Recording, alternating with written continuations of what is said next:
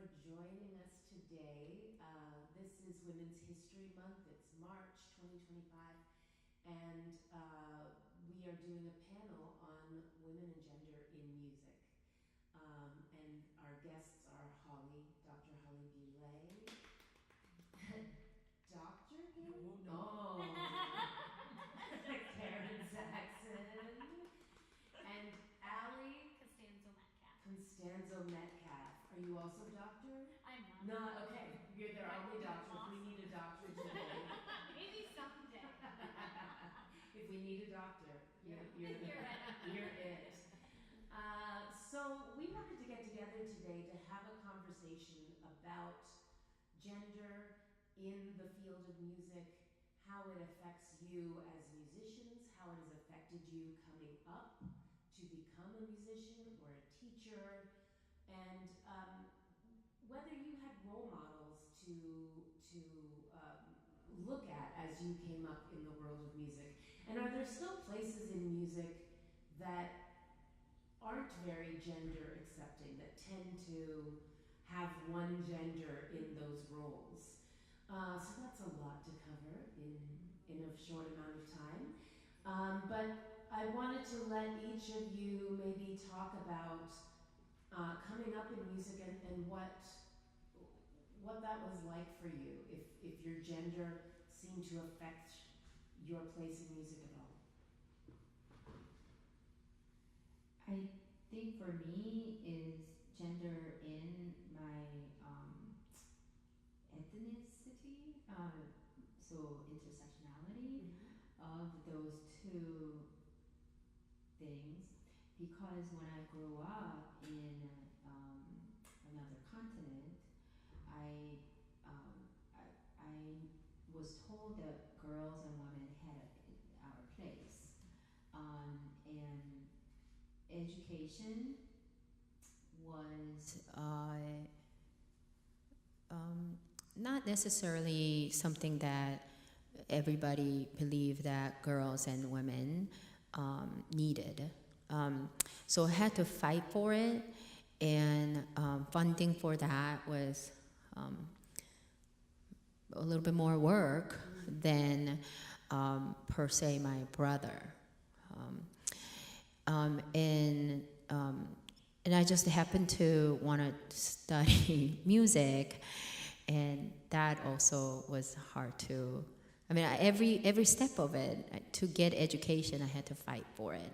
So that did impact. But because of that, I think I have gained a lot of life skills of like how to be resourceful, how to be persistent and resistant, how to fight for my education. So I don't really easily give up on things. So those are all really good benefits. And I had angels around who believed in educating me and who gave me a chance. Sometimes perfect strangers with the scholarships. So that's how I think gender and possibly my ethnicity has influenced me being a professor here at Buffalo State.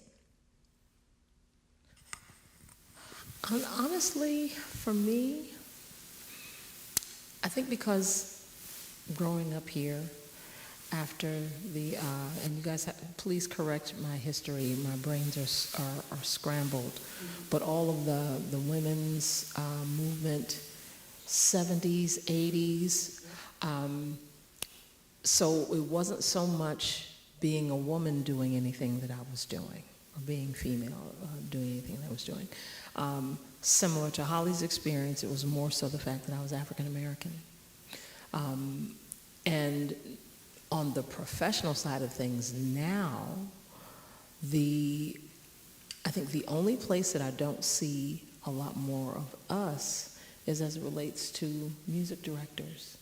I'm a music director for a lot of productions, various companies, and even visiting artists that we've had come in from New York.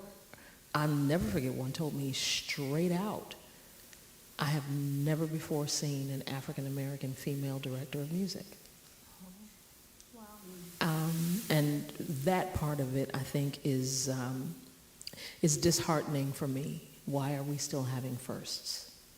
Why is anybody still having firsts, right? But in terms of examples, I had my mom, who was a career educator. I had my grandma, who, while she was not formally trained, she taught everybody. I had, though my mentors were male, I'm grateful for the fact that they didn't regard that I was female.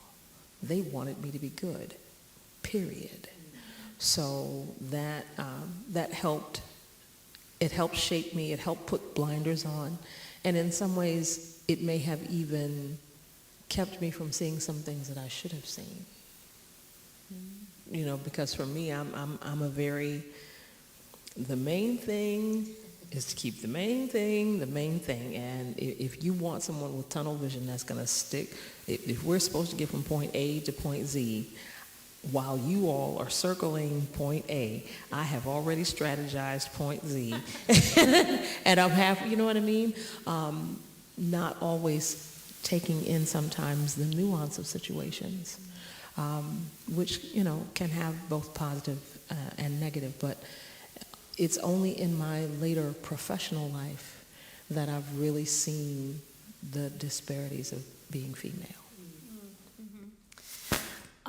So my experience, you know, I'm a white female, but I'm also gay. I'm married to a woman. So I have sort of, it's funny that you say you've noticed it later in your career. Growing up, I was encouraged, I was supported, I was given everything I need, no matter what. I mean, that was my experience. As a singer, as a performer, as a choral student, I had lots of mentors. One thing, though, that I was reflecting on this afternoon is, though I was encouraged as a singer and performer, I can't remember being encouraged in the same way as a leader and as a director. So it sounds small, but I didn't realize I could be a teacher or a music educator really until I directed my a cappella group at Binghamton. So like in high school, I was doing solos, I was in the musicals, and I was good at that. But it wasn't until I took it upon myself to create an opportunity like conducting my a cappella group that I saw, oh, I have the capability to direct. And then later on, I saw some of those things, like I didn't see a ton of female, like high school and choral directors all the time. So it was different in a way. I felt like maybe less than as far as an educator, and it took me a little bit longer to figure out that I was going to be good at teaching. I actually got my undergrad degree in music and psychology, and then I came back here to Buff State and worked with Holly and Dr. Furby and really felt empowered then and got that supportive environment saying, like, you can do this. You're doing it. And I sort of wish that in high school, before my mind was supposed to be made up about what I wanted to do, that I was given those leadership opportunities and empowered as an educator early on.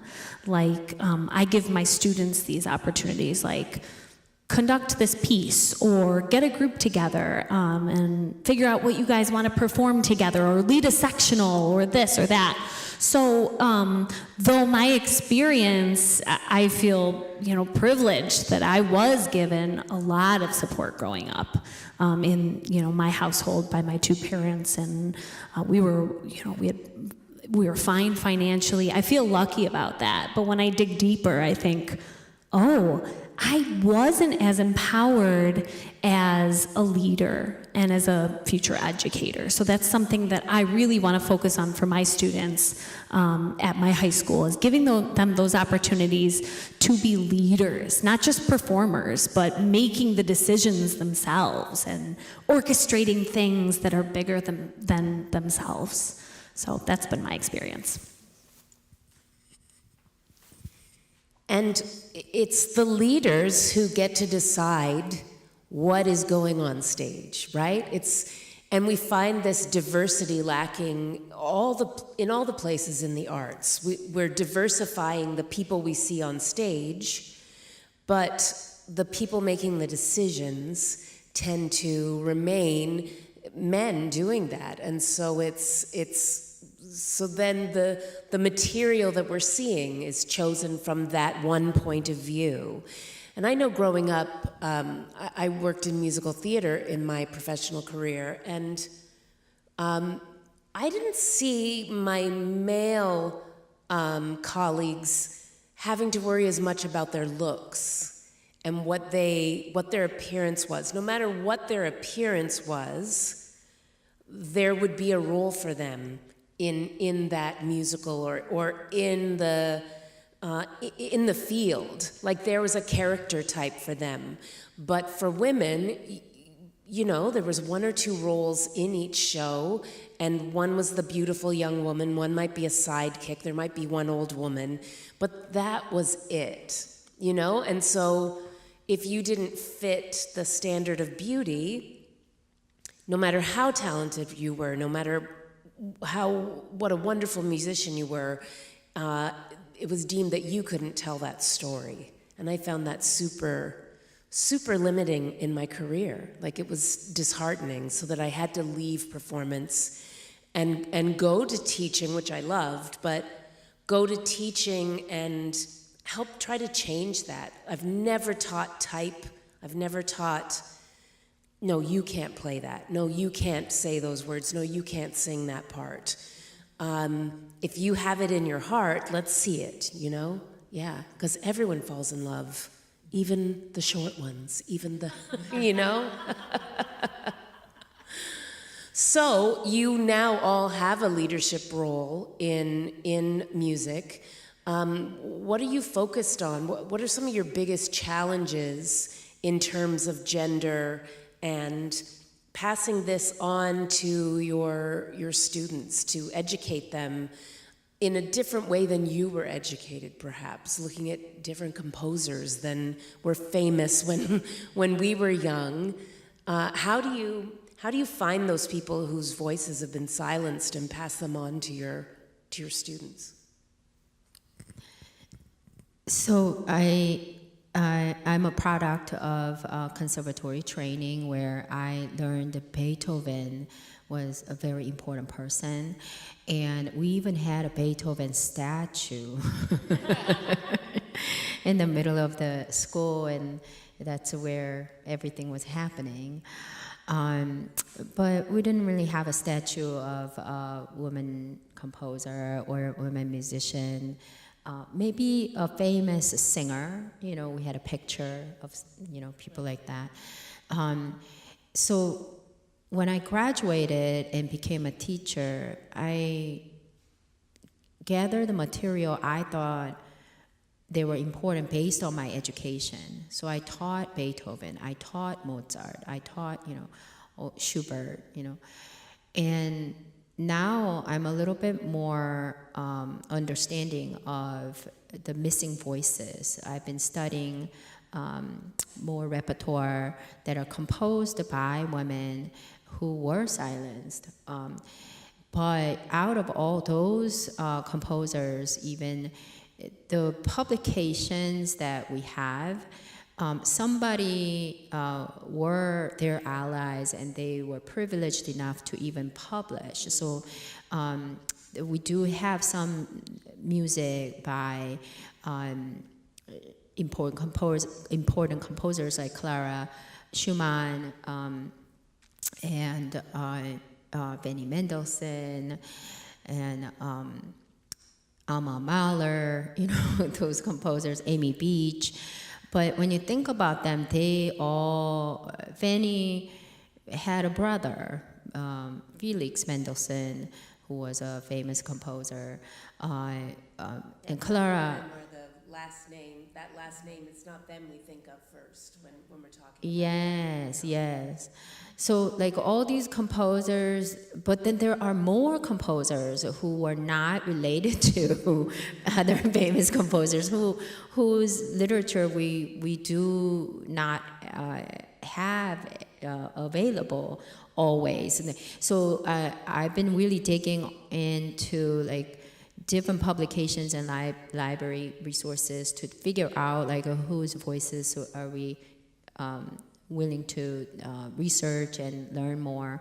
And every day I try to learn a little bit more, and I got to know beautiful music by Chaminade and also Barbara Strozzi. Opus number 2 is full of beautiful music, even though she was publishing back then, but it wasn't just main repertoire people studied. But there are lots of other composers we want to explore every year through this festival called the Women in Music Festival at Buffalo State, and at least we're trying, so I think that's a good start. One of the great benefits of the pandemic was an explosion of online content. Because at the time, while I'm adjunct here and honored to be so, I've been teaching for the Buffalo Public Schools for 27 years now, and I didn't realize until I fell down a rabbit hole one day the holes that were in what I was teaching. And I found, because you have to teach all the different grade levels, and I developed a format for my 6th graders. And one was that I would make sure that I introduced them to at least one composer every class. And I started finding things written for kids on Florence Price, on Margaret Bonds, for my theory class, one of my favorite, and it is required, they have to know about, they have to watch the autobiography of Quincy Jones. But if you don't study it, you don't know that there's no Quincy Jones body of work without Nadia Boulanger, who taught him how to score, who taught him how to use the orchestra and the timbres and such. And information, so to your question about how can we do it, we have to want to. If we want to, even if what we find isn't, because everybody hasn't been taught how to vet primary sources. Thankfully, I got my degree at Buffalo State, and I know how to do that. But if you want to, just be curious. It got to a point where I'm like, well, who else do I not know about? Because if I don't know, 9 times out of 10, my children don't either, And then adding that to my experience as a vocal instructor here, I was introduced to Amy Beach. I had, heard the name, but not the music. And learning about all of the flavors and fabric. I didn't know about Florence Price's gorgeous vocal music. I had, bumped up against her orchestral stuff, but I had no idea how full and how rich. So that if taking the dive ourselves, of course, and then partnering with people who are studying and who are interested in making sure that our students are introduced and they have the opportunity to appreciate those different colors and fabrics and timbre and how it adds to your own musicianship to have this palette, just like a painter, to have all these different shades. There's blue, but is it Ceylon? Is it azure? Is it skylight? I don't know. Clearly, I'm not an artist, but to have all of these different colors to play with and to add, it changes you as a musician. And it adds to and makes your musicianship, I think, that much richer. Yeah, so again, with the repertoire, I started in elementary music education. So I taught in Buffalo Public for 2 years. I was at Bennett Park Montessori, that was my first position. And then I went up to Saratoga Springs and taught third grade chorus, which was awesome. And then I came back and I taught 4th through 6th grade in Lancaster, and now I'm at Lancaster High School. Though I'm on maternity leave, I took the whole year, so I have a 5-month-old little baby girl at home and a 3-year-old son. So that's just a little of my background. But the reason I talk about it is now that I'm in this high school position, again, a position that I really didn't see myself in. I loved teaching, but I don't know. I was sort of always told, you'd be a great elementary music educator. And elementary music educators are the most important. They're teaching the love of music right from the get-go, but there was this sort of, I don't know. I couldn't picture myself a high school music educator until I took the plunge and I became one, and I thought, oh, I'm good at this. I am good at this, and why did I think I would not be good at this? So I don't know. Sometimes you just have to take the leap, but I digress. So when I'm picking out music, I make sure I'm picking things like Elaine Hagenberg. I mean, she's one of my all-time favorite choral composers, but more so, I think we were talking before this started, representation goes even past repertoire, right? It dives into who do we see leading and directing and making those choices, like you were saying before. So my colleague, Lynn Ruda, and I, she's the orchestra teacher at Lancaster High School, we do a masterwork each year, and we try and bring in women at the top of their field. So like Holly comes and she is our soprano soloist as much as she can be. She's done it for a few years now, and it's so cool for our students to see like the best of the best, this awesome female soprano singing and being that role model for them. And we got Fernanda Lastra, the assistant conductor of the BPO, to come and conduct our Howard Goodall Eternal Light. So representation, not just in repertoire, but in who's conducting, who's making those choices, who are the professionals that we're aspiring or having our students aspire to be like. So I think it goes with repertoire. I can do a lot more of that. And like you said, we have to make the choice to do it. How many times do I go, oh, what was my favorite piece that I did in high school? I'm going to do that. I mean, that's easy to do. I remember my all-time favorite pieces that I did back in the day, and then I think my first year at Lancaster, I did like everything I did in my high school. and it was awesome, and I knew the music really well, but we have to push ourselves, which is hard. Just today, I went on JW Pepper and typed in like, oh, they have a woman composer page or filter. Like, I'm ashamed, but I don't think I ever typed that in. And that's me, and I think I'm so open-minded and so, I don't know, thinking about diversity in the repertoire, but I could do a much better job. So if I'm not doing it, who's doing it? I mean, I think a lot of people are getting on board now, but I think we have to push each other. So this is making me reflect for next year, picking out music, so. And I just wanted to add, if you happen to, as I do, and I learned this from Sarah Meredith, rest her soul, that if you look out at your classroom, your instruction, your classroom, your choir, your vocal studio, your instruction should be inclusive of the population of your classroom. That, I had a wonderful article that I was introduced to at the Met called Windows, Sliding Glass Doors, Mirrors, Windows, and Sliding Glass Doors. 2-page read, very short, about how one young lady transformed her classroom just by looking at who's sitting in front of her. And that for those who have that experience, the repertoire is a mirror. For those who don't, it's a window. And the process of walking through it, it's a sliding glass door to bring some understanding. And it even does it for us. You know, I'm working now on a Hebrew section of a piece. Clearly I don't speak Hebrew, but I have students who do.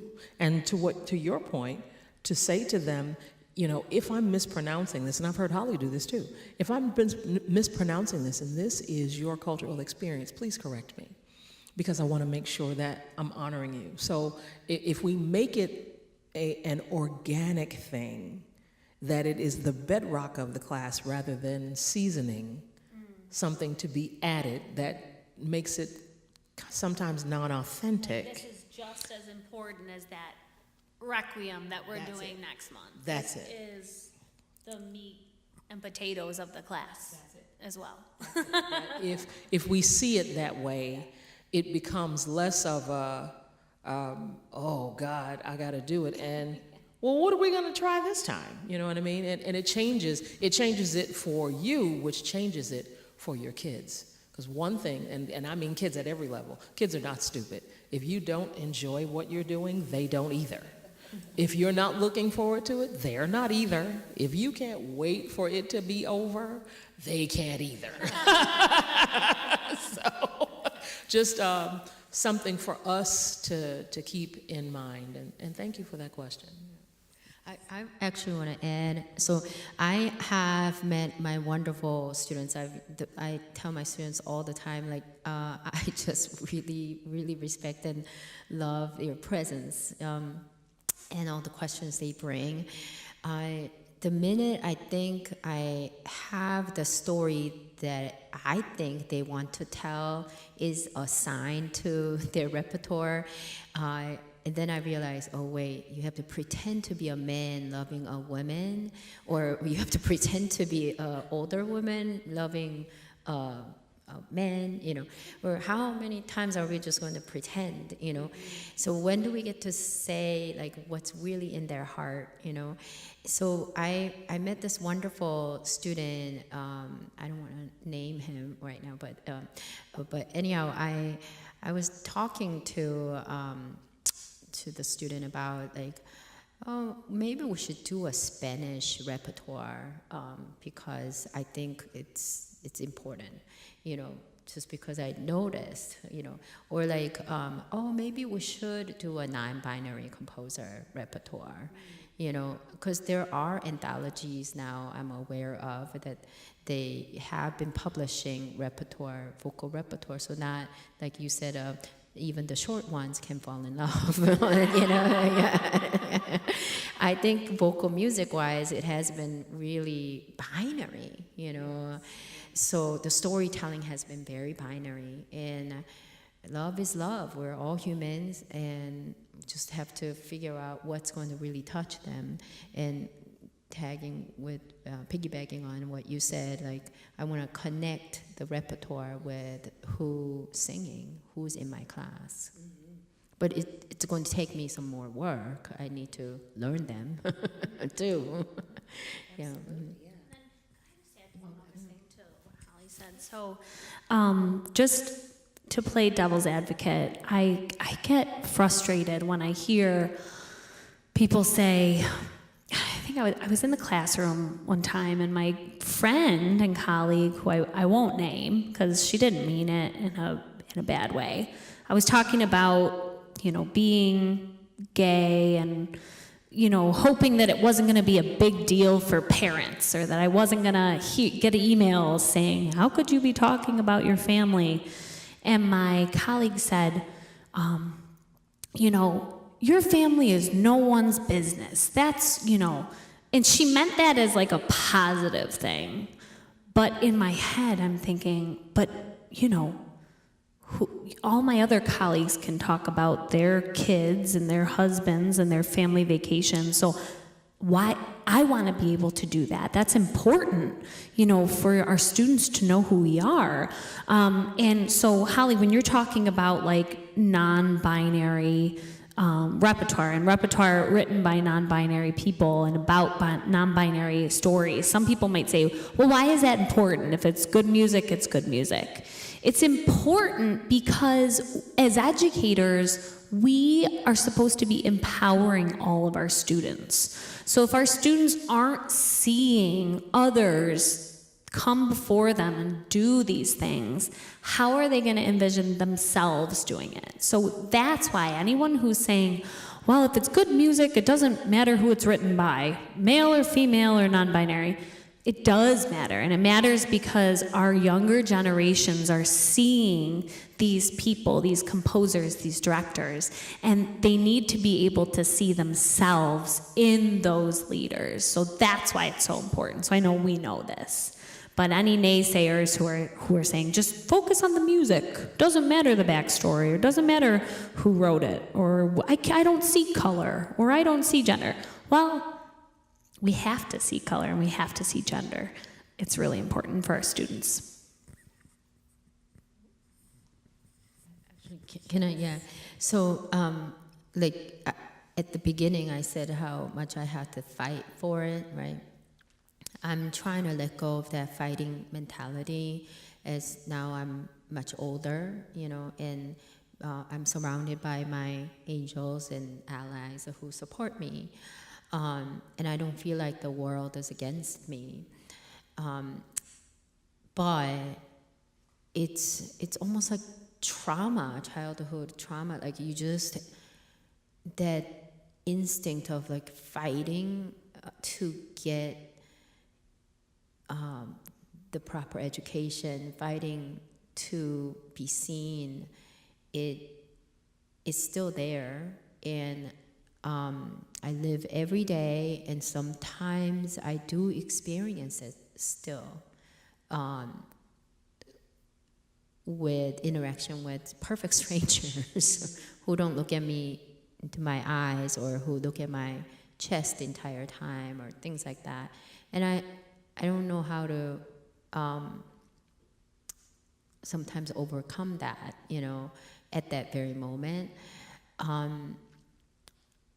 But I just think it's very important for all of us to remember I think the future is very bright because I'm fighting for our future students, and they're not going to be as frozen as me.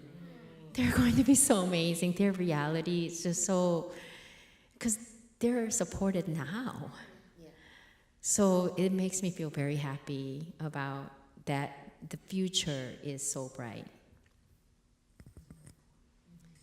A very good point, and it can be hard to see that future right now with, some of the messages coming down from the government and, crackdown on gender identity and the rule, the law now of the land that there are only two genders when we know so much more than that. Like, we know the science. You don't have to dig very far to know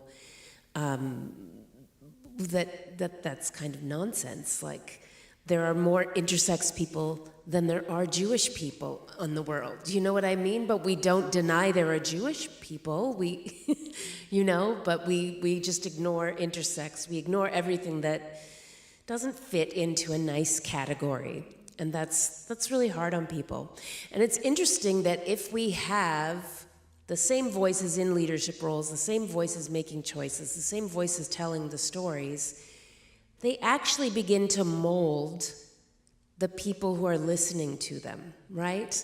So if I've been raised on all the same voice coming at me all the time, that's what's teaching me about weight. That's what's teaching me about where my value lies. That's what's teaching me about what it means to be a woman or a man or everything in between. So it's so important that we have a diversity of voices so that we can figure out who we are before someone else molds us and shapes us into something that we don't fit, you know? So I think we have time for one more question, maybe. And then if there's anything anyone wants to add at the end, we'll save time for that. My last question is about the future, as Holly was talking about.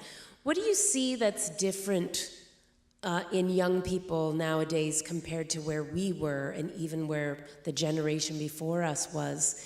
What are the great things that are coming from this generation? First of all, like, their reality, the way they were brought up, like, going back to my childhood of fighting for my education. Oh, but please send me to school too. Give me lessons too. Like, just fighting for that versus, like, some of our students, it's more norm. And I just think it's lovely. They don't have that pain, and they don't have to carry that pain. As hard and traumatic it is for me to carry that pain every day of my life, I know the healing has already started with our future generation. I'm just so proud of them. I think Holly said it earlier about this generation not being as stuck as we were. We grew up in the what happens in this house stays in this house generation. Or because I said, well, I still pull it, I'm kidding. In my classroom, I still pull, no, what I'm saying, no, but seriously, that what we tend to, what was not given with that statement, what happens in this house stays in this house, is, and you're left with bruises that you don't understand, and you're left with wounds that you don't even know are there, and you're left with hurt that you don't see poisoning everything you touch. They don't tell you that part. They didn't tell us that part. What I love about this generation is they are so much more fearless than we. I love that. I love that they are so much more fearless than we. I love that they ask, well, why? Yeah. And it's not in defiance. No. They really want you to explain why. And I think that it's a beautiful thing for them developing who they are. I think it's a beautiful opportunity when they come into contact with educators like us at every level, who then nurture them and empower them and let them know, yeah, absolutely, you can ask me anything, absolutely. I think it opens the door for them to become who they need to be earlier, and that they get to maybe skip a lot of the hurt, the trauma, the pain, or at least they walk through it better than we did. And those things, I think, are tremendous. If there was something I could change about my childhood, it would be this awareness of who I am. Mm-hmm. If I could have had this at my students' age, my life would be, now, my life is fabulous. Don't get me wrong. It just wouldn't, I don't think maybe, I don't know. I can't say what would or would have been, but I would like to know how could it have been different. And I get to kind of somewhat peek at it by looking at my children and looking at my students and watching them take themselves up. You know what I mean? Yeah, so that's it for me. You know, I think as educators, after COVID happened, it was easy for us as educators to say, what happened? COVID messed everything up, and now look at our students. They don't want to do work. You'll hear a lot of educators say, I mean, you know, I think COVID was tough, but I also think it created this hierarchical thing for our students. Like, where are their priorities? Where are our priorities as people? What's important? What's not? I think, you know, at first glance, I thought maybe our students got lazy or didn't want to commit to things. I think it's more so our students are not afraid to let go of what's not working for them and pivot. I wish I could have pivoted. You know, I felt very stuck. Like, I remember being in 5th grade and thinking, I'm a vocalist. Period. Right? I felt labeled as like a 5th grader because I was told I had a great voice, and then that's what I thought I was. Right? And then that carried through. That carried through with my sexual orientation. I had no representation, and I didn't come out till college. And you know, I look at my students these days, and they're who they are in 6th grade. You know, I think that's wonderful, and I think that goes for their education and their social emotional needs. Right? They're not afraid to try new things. They're not afraid to pivot. They're fearless. They're not afraid to ask questions. Sometimes I have to help them with how to ask those questions. And I say, you know, we don't have to like everything we sing. Let's talk about this in a respectful, educated way with each other in an appropriate way. So I think it's our job as educators to keep that fearlessness in our students, but help them present it in a professional and acceptable way. So I think that's the main hurdle that my students have. But I love that spark that they have, and I welcome it. And sometimes people are scared to welcome it because it makes they get defensive, right? Or we talked about defensiveness the other day. Holly and I were talking about it. We, as educators, can't be defensive. We have to empower and know what we don't know, right? And then know what we do and know our strengths. Something Holly teaches all of her students is be your authentic self, and you won't go wrong. And I go back to that every day. I wouldn't be in the position I am at my high school if I didn't think those words every day. I am valuable. I am good at this because of who I am, and I shouldn't be anyone that I'm not. And I live by that. But I have to remind myself. So, yeah, I would agree. The fearlessness of our generation is really inspiring. I just want to say I am inspired by my students every day, every moment I encounter them. They're just so lovely. I mean, there are hard days.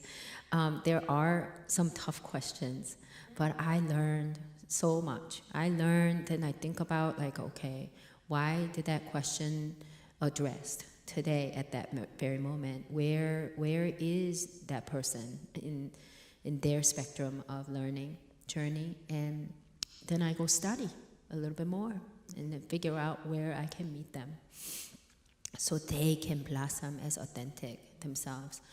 It's not exact science. I fail too, but we try at least. Yeah. Well, thank you, everyone. This has been a really fun conversation. I just wanted to give you time if you had anything to add that we haven't talked about today, that you could say it now if you wanted to. And then we do have a couple of students in the audience. If you have any questions, we can open it up to you as well. Especially given where our politics is taking us. One of the things that was of great concern to me, and I know I'm not alone, is that it seemed like the other thing that came out in the pandemic, along with all the ugliness, people started seeing each other in ways that we hadn't before. And the one thing I hope that we don't lose is our ability to just see each other. You know, just like you said, you don't have to like every piece of music. We don't have to agree or even judge. Who cares? If I can connect with you as a person, that to me is far more valuable than everything else. And I just hope that if there's anything that we fight for, I hope we'll fight for that, to see each other. Because I think watching kids, it's why people respond to people, because they know that they're seen. I don't have to understand you to see you. I don't have to agree with your choices to see you. I can just see you.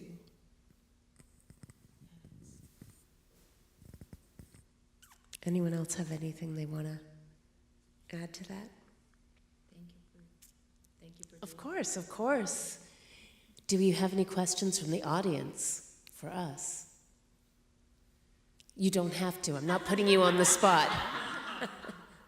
Is that what you want me to hold in my heart? The lessons I heard today? You asking me? Yes. I especially want you to hold that in your heart. And you know why. You know absolutely why. Because I don't know if you were here from the very beginning, right?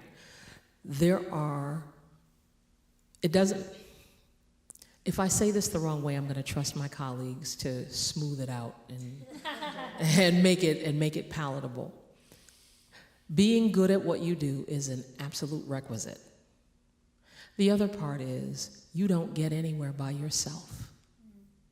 And if you don't see people, and if you don't put yourself in a position where someone else can see you, there's an old African proverb that says, if you want to go fast, go alone. But if you want to go far, go with someone else, right? So not only do I want you to see people, I'm saying this to you on a whole different level. I need you to see you. Bumps, bruises, and all. I wish I could tell you that when I look at myself in the mirror, that everything is A100, it's all great, and I walk on water and sing high seas at 6 in the morning. No, I'm a work in progress. Just like Dr. Boulay said, I fail sometimes. We all do. But you have to go through life with an open heart. Go through life with an open heart and don't close it. I don't care how you get hurt. Don't close it. It is your greatest asset because it will keep you from closing. When you close the door on people, you close the door on opportunities. You close the door on things that you can learn. You close the door on positions. You close the door on everything when you close the door on people. So yeah, the lasting lesson to me is make sure you see people. Any other questions for us? In your professions, have you ever had your doubts or moments where you just question what you're doing? And like, how do you hold on to your passion? How do you not give up? And like, the politics, everything that just, there's something new every day. Like, how do you keep moving forward, For me, it was a lesson to learn that passions shift and change. Instead of thinking because when I was growing up, I knew I wanted to be an actor, a musical performer, and so that was like that goal. It was like a fixed position out there for me to achieve. And what I've realized as I've gotten older, that following my passions was like a river that has been taking me on a journey, and sometimes I hit some rocky parts of that journey, but the end goal wasn't my passion. Being happy every day, feeling fulfilled or trying to feel fulfilled daily was what I was chasing. And so if I keep checking in daily with that, it doesn't mean that there won't be times where I'm like, I have no money, why did I pick this for a living, or something else. But I think you can't go wrong if you're checking in with yourself regularly and saying, am I being the person I want to be? Am I fulfilling? Do I feel like it matters if I'm here or not? You know what I mean? For me, singing gave me a chance to be me. Like, singing gave me a chance to be seen. When I wasn't singing, I was invisible to the world, the girl who didn't want to educate. when I was singing, somebody volunteered to give me scholarship. Somebody, perfect strangers, would say nice things about what I can offer to the world. And I think that's how it started. So whenever I have doubts, every day I'm second guessing myself, and every day is a war in the brain, And when I go through it, I try to find me. And singing helped me to find me. But I'm hoping for rest of my life without singing, I think I'll be able to find me. And if I'm here in the middle of my life like this, and you guys are at an early stage of your life, and if you can find you, your authentic self, and you know how to find that person every day, checking in, that's so powerful. When you asked that question, I thought about there have been classes throughout my life that made me question my career choice. And if I had lost some of what I had gained. And the thing is, with what both these beautiful ladies have just shared, it's not passion alone that carries you through. Those things are also opportunities to learn. That as you look at mistakes are great if you give them purpose. What happened here? Why did it happen? And I'm not even talking about questioning yourself. What could I have done differently? Am I overthinking this? Those kinds of things. The passion for me, I love music. I love making it. I love listening to it. I love singing it. I love playing it. I love conducting it. The only thing that makes me happier than music is more music.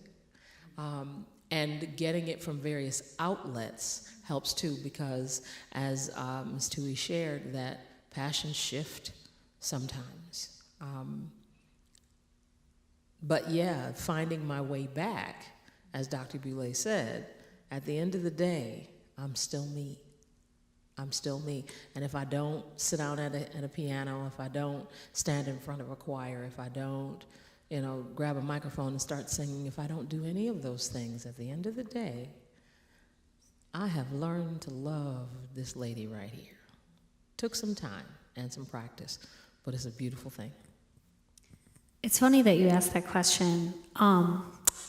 My maternity leave year has been really amazing, but I had to call Holly up a number of times because I got sick right after I had my daughter, and my voice was gone for about 2 months, gone. I couldn't sing above an A. I called Holly and I was distraught. I really was, because in my mind, I am my voice. I'm my singing voice. That's who I am.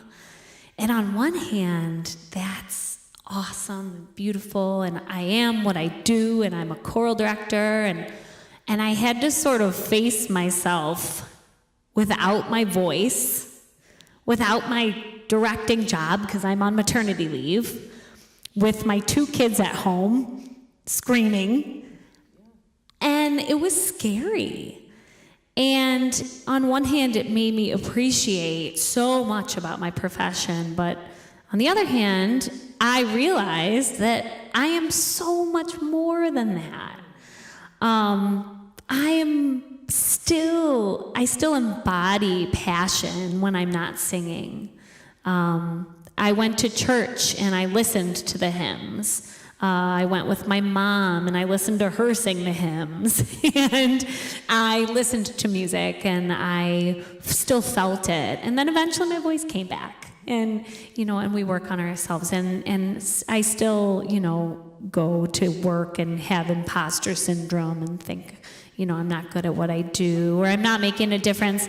And then I get that email from a kid that says, "Thank you so much." Or, "Wow, rehearsal was awesome today." Or, "Man, I love the pieces that you picked." So it's all a balancing act. But at the end of the day, I think this year I have been forced to see myself as more than just what I do. And I think that's a hard thing as musicians. We tend to see ourselves as what we do. But we are more than that, and thank goodness we're more than that, because you don't know what's going to happen. You know, are you going to get sick? Are you not going to be able to do what you normally did? You have to be able to be happy with yourself first and foremost. So as long as you're doing that, everything else is icing on top. Actually, I want to add one more thing is, before I came to Buffalo State as a professor, I don't know if I was living my life as me. I think I was trying to blend in so badly, because the society told me I had to be, I mean, I thought that was the message, you know, like that short one you told me, I was that kid. Like in opera system, we have Bach system. So I wanted to really fit into whatever that system was. The system wasn't made for me, is what I learned much later.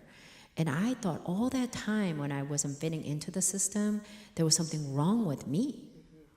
I didn't know the system wasn't created for me.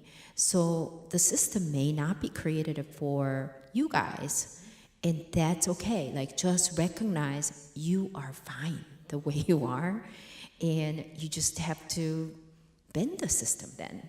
You know, we all bend our system, I think, you know. Broke it. Yeah, we broke it. Yeah, we're here for you. And I found my clans of people here at Buffalo State who saw me. And I think it's very important for us to be surrounded by people who see us, see you as who you are, and root for your success. That's an excellent note to end this on. Thank you for coming. The Women in Music Festival runs all weekend, so come on out to that. Thank you all for joining me in this conversation. It's been a delight. Thank you. Oh, I just have one more thing. Yes. Y'all are great teachers, even if I only know half of you. Just rub it off on the other half, too. But I believe